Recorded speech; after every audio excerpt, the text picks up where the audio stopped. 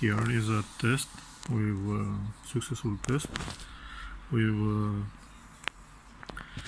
a stone intelligent display, and receive data from an Arduino Nano random value for a future weather station.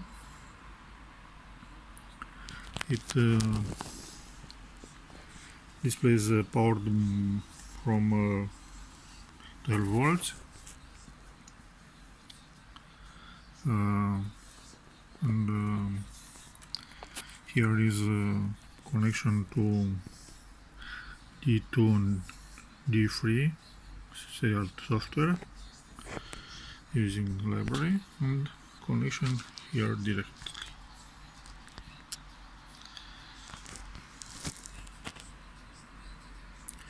It's very easy. After I found here is a jumper for TTL, and is a connection directly from Arduino or other microcontroller. I have support from Gray.